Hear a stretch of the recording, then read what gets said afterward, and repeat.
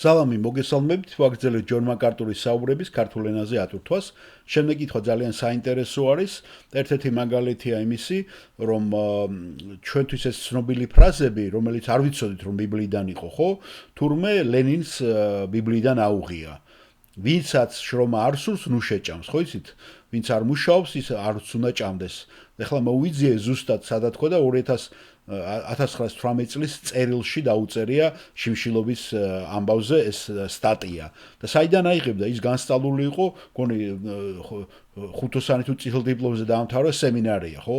სტალინმაც და მაგათმაც და ბიბლიიდან, რა თქმა უნდა, როგორც მარქსმა განსწავლული იყო მარქსიც, მიუხედავად იმისა, ებრაელი იყო, ის ქრისტიანი იყო თავიდან, იოანეს სახარებაზე ეპისტოლეცაზეც აქვს დაწერილი მას ნაშრომი, ასე რომ მათ ბიბლია იცოდნენ. და ძალიან კარგად იცოდნენ და თავისთვის ეს მოირგეს, ხო? არის პაროზე, არის შრომაზე და იმაზე და აქაც კითხვა ესე მოდის, პიროვნება სვავს ამ კითხვას და ძალიან საინტერესოა, ხო? ჩვენ არ ვიცით სახელი ვინ არის და ის ამბობს, ჩვენ ყველას გვსმენია წმინდა წერილი, რომ ვინც არ იმუშავებს, არ უნდა შეჭამოს. ეს არის მეორე თესალონიკელთა წერილის მესამე თავი, მე-10 მუხლიდან წაგიკითხავთ მე. და როცა თქვენთან მიმყოფებოდით, ამას გამცნედით, პავლე ამბობს. ვისაც შრომა არ სურს, ნურთ შეჭამს, რადგან გვესმის, რომ ზოგიერთი თქვენგანი უწესოდ იქცევა, არაფერს აკეთებს და ფუჩად ფაციფუცობს. ასეთებს ვამცნებთ და შევაგონებთ ჩვენს უფალ იესო ქრისტეში, რომ 7 შრომით ჭამონ პური. ნახეთ, რას ამბობს, ესე იგი, ბიბლია ამასთან დაკავშირებით და პიროვნება აგრძელებს. ეხლა რაც შეეხება ესეთ ღვთისმიერ ოჯახს, სადაც არიან მარტოხელა ადამიანები და რაღაცა გარკვეულწილად ბინაში იყოფენ ყველაფერს აბსოლუტურად ხარჯებს. ერთი მუშაობს სრულ განაკვეთზე, ხოლო მეორე კი სკოლაში, ანუ კოლეჯში დადის სრულ განაკვეთზე.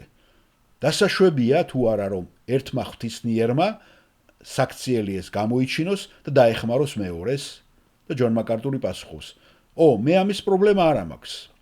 უბრალოდ ჩვენთან არის ჯონ ამის გაუგებრობა და გთხოვთ რომ აგვიხსნათ ამის შესახებ."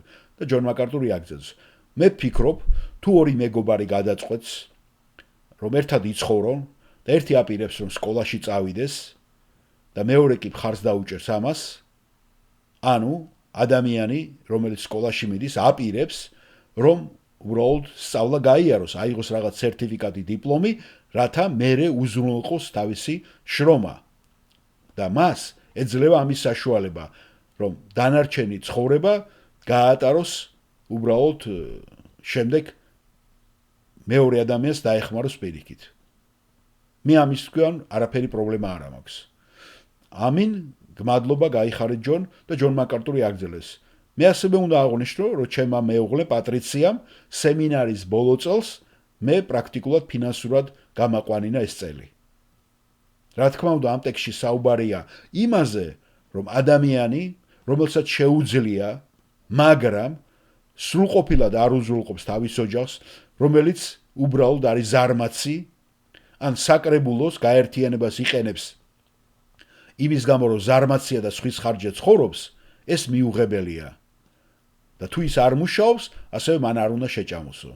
და რა თქმა უნდა, თესალონიკელები საუბრობენ იმ ზარმაც ადამიანზე, ვინც იყენებდა ამ საკრებულოს გულუხობას და მხოლოდ ფუსფუსობდნენ და უსაქმრობდნენ სხვების ხარჯზე. მაგრამ ეს არ ეხება ისეთ ადამიანებს, ვისაც გარკვეული დროით, მიზანმიმართულად აქვს რაღაცა გეგმები და მას სჭირდება დროებით სხვის გვერდში დგომა და დახმარება. ამაზე ეს ტექსტი არ საუბრობს და მათ არ ეხება. გასაგებია, დიახ, გასაგებია, გმადლობ ჯონ.